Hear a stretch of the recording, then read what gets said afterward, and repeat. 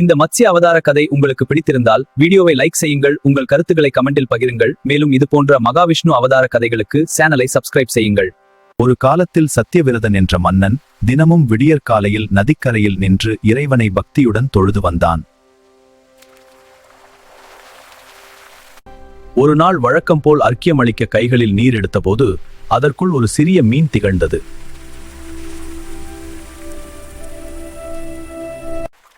அந்த சிறிய மீன் என்னை பெரிய உயிரினங்களிடமிருந்து காப்பாற்றுங்கள் என்று வேண்டுகிறது போல் சத்தியவிரதனுக்கு தோன்றியது.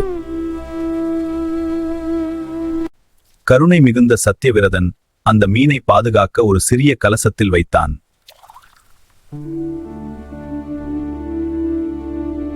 ஆனால் மிகச் சிறிது நேரத்தில் அந்த மீன் கலசத்துக்குள் அடங்காத அளவுக்கு பெரிதாக வளர்ந்தது.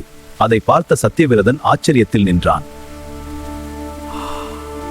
அந்த மீன் வேகமாக வளர்ந்ததால் சத்தியவிரதன் அதை இன்னும் பெரிய பாத்திரத்தில் மாற்றினான். அது வளர்கிறது, இந்த பாத்திரம் போதாது, பெரியது தேவை. ஆனால் அதுவும் போதவில்லை.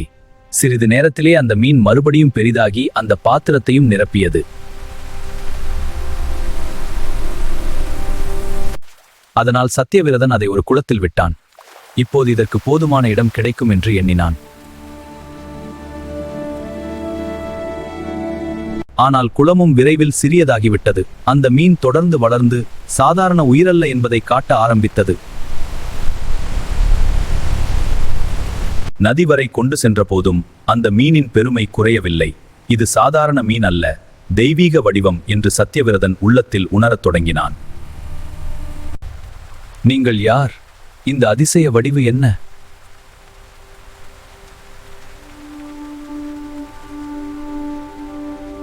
அந்த நேரத்தில் அந்த மாபெரும் மீன் தெய்வீக ஒளியுடன் தனது உண்மையை வெளிப்படுத்தியது. அது மகாவிஷ்ணுவின் மத்ஸ்ய அவதாரம் என்பதை சத்தியவிரதன் உணர்ந்தான். சத்தியவிரதா, விரைவில் உலகை மூடும் பெரிய பிரளயம் வரப்போகிறது. இது என் எச்சரிக்கை, தயாராக இரு. ஒரு பெரிய படகை தயார் செய். அதில் உயிர்களின் விதைகளையும் புனித அறிவையும் மகா முனிவர்களையும் பாதுகாக்க வேண்டும். சத்தியவிரதன் முழு பக்தியுடன் வணங்கி அந்த தெய்வீக கட்டளையை ஏற்றுக்கொண்டான். இனி அவன் வாழ்க்கை ஒரு மன்னனின் வாழ்க்கை அல்ல, உலகை காப்பாற்றும் பொறுப்பு கொண்ட பயணம். மத்ஸ்ய அவதாரத்தின் கட்டளையை பின்பற்றி இந்த படகு நமது புனித கடமை. அதை கவனமாக தயார் செய்யுங்கள். விரைந்து செயல்படுங்கள், ஆனால் எச்சரிக்கையுடன். தெய்வீக அறிவுரைப்படி மகா முனிவர்கள் அந்த படகின் அருகே ஒன்று சேரத் தொடங்கினர்.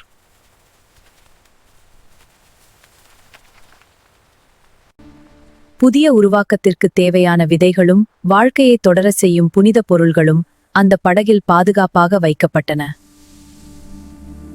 சப்தரிஷிகளும் அந்த படகில் அமர்ந்தனர். அவர்களுடன் சேர்ந்த அறிவும் தர்மமும் பரம்பரையும் காப்பாற்றப்படவிருந்தது. இந்நேரத்தில் உலகமே மாறத் தொடங்கியது.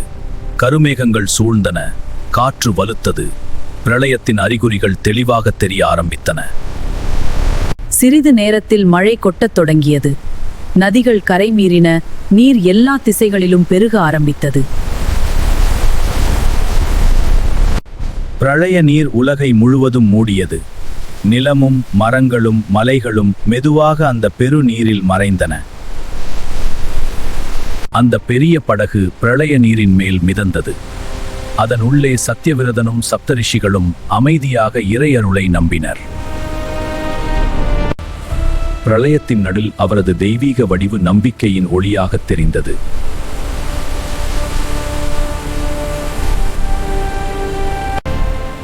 இந்த படகை என்னுடன் இணைத்துக்கொள், நான் உங்களை பாதுகாப்பாக வழி நடத்துவேன்.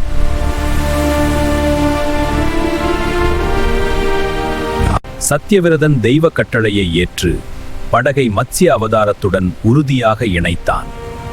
இனி அந்த படகு பிரளயத்தின் நடுவிலும் வழி தவறாது. அதன்பின் மத்ஸ்ய அவதாரம் அந்த படகை பிரளய கடலின் மேல் பாதுகாப்பாக வழிநடத்த ஆரம்பித்தார். சப்தரிஷிகள் அந்த படகில் அமர்ந்து மத்ஸ்ய அவதாரத்தின் தெய்வீக வழிநடத்தலை பக்தியுடன் நோக்கினர். மத்ஸ்ய அவதாரமே, இந்த உலகத்தின் உருவாக்கம் எப்படி நிகழ்ந்தது? தர்மம் என்றாகம் நான் படைத்தேன். இறைவனை அடைய உன் கடமையைச் செய். மத்ஸ்ய அவதாரம் சத்தியவிரதனுக்கும் முனிவர்களுக்கும் தெய்வீக ஞானத்தை உபதேசிக்கத் தொடங்கினார். பிரளயத்தின் நடுவிலும் அந்த படகு இப்போது ஞானத்தின் ஆசிரமமாக மாறியது. பிரளய நீரின் நடுவிலும் மத்ஸ்ய அவதாரத்தின் உபதேசம் நின்றுவிடவில்லை. அந்த வார்த்தைகள் சத்தியவிரதனின் உள்ளத்தை மேலும் மேலும் தூய்மைப்படுத்தின. உலகம் அழிவது முடிவு அல்ல, அது ஒரு புதிய உருவாக்கத்திற்கு முன்வரும் அமைதி. சத்தியவிரதன் இப்போது ஒரு மன்னனாக மட்டுமில்லை, தெய்வீக உண்மையை ஏற்றுக்கொள்ள தயாரான ஒரு பெரிய ஆன்மாவாக மாறிக்கொண்டிருந்தான். அந்த நேரத்தில்தான் இன்னொரு ஆபத்தின் உண்மை வெளிப்பட்டது. வேதங்கள் பாதுகாப்பாக இல்லை, அவை இருளின் கையில் சிக்கியிருந்தன. பிரளயத்தின் அந்த குழப்ப நேரத்தில் பிரபஞ்ச ஞானத்தின் ஆதாரமாக இருந்த வேதங்கள் பாதுகாப்பின்றி போயிருந்தன. அந்த வாய்ப்பை பயன்படுத்தி ஒரு அசுர சக்தி அவற்றை கவர்ந்து இருளின் ஆழத்தில் மறைத்திருந்தது. வேதங்கள் வெறும் நூல்கள் அல்ல, உலகம் மீண்டும் உருவாக வேண்டிய மூலாதாரம். அவை இல்லாமல் சிருஷ்டி முறையாக தொடங்க முடியாது. அதனால் அவற்றின் மறைவு பிரளயத்தை விட பெரிய ஆபத்தாக இருந்தது. மத்ஸ்ய அவதாரம் அந்த உண்மையை அறிந்திருந்தார். உலகை காப்பாற்றுவது மட்டும் போதாது, உலகம் மீண்டும் எழ வேண்டும் என்றால் வேதங்களையும் மீட்டுத்தர வேண்டும் என்பதை அவர் தெளிவாக உணர்ந்தார். இன்னும் ஒரு கடமை மீதமுள்ளது. இந்த பிரளயத்தின் இருளில் மறைந்த வேதங்களை மீட்காமல் புதிய யுகம் முழுமை பெறாது. அதன் பிறகு மத்ஸ்ய அவதாரம் பிரளயத்தின் இருளில் இறங்கி சிருஷ்டியின் ஒளியான வேதங்களை மீட்டெடுக்கும் தெய்வீக முயற்சியாக மாறியது.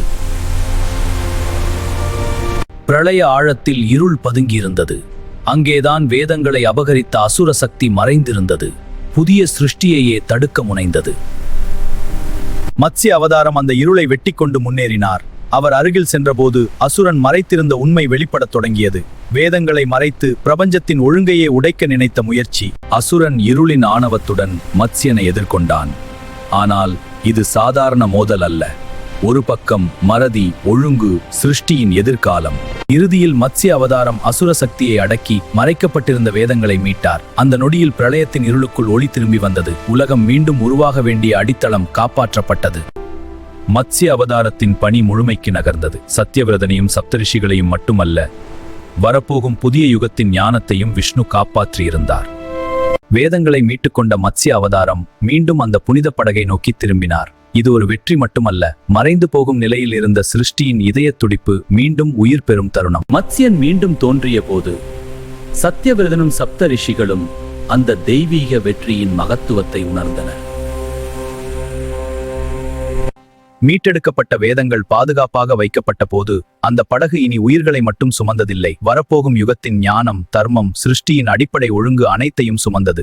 அதன் பின்னர் பிரளயத்தின் கோபம் மெதுவாக தணியத் தொடங்கியது. காற்றின் அதிர்ச்சி குறைந்தது, நீரின் சுழல் அமைதியானது, அழிவின் நடுக்கம் விலகி புதிய தொடக்கத்தின் அமைதி உலகை அணுகத் தொடங்கியது. பிரளயத்தின் இருள் முழுமையாக நீங்காமல் இருந்தாலும் அதன் உள்ளே ஒரு புதிய விடியல் பிறந்து கொண்டிருந்தது.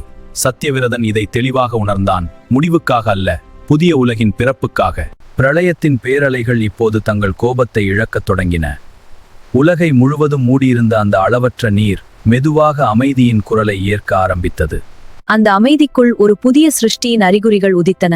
இருளின் ஆழத்திலிருந்து ஒளி பிறப்பது போல பிரளயத்தின் பின்னால் மறைந்திருந்த புதிய உலகின் சுவாசம் மெதுவாக வெளிப்படத் தொடங்கியது. சத்தியவிரதனின் உள்ளமும் இப்போது மாறியிருந்தது. ஒரு மன்னனாகத் தொடங்கிய அவன் பயணம் உலகத்தின் பொறுப்பை ஏற்கத் தயாரான ஒரு பரம பக்தனின் பயணமாக உயர்ந்திருந்தது.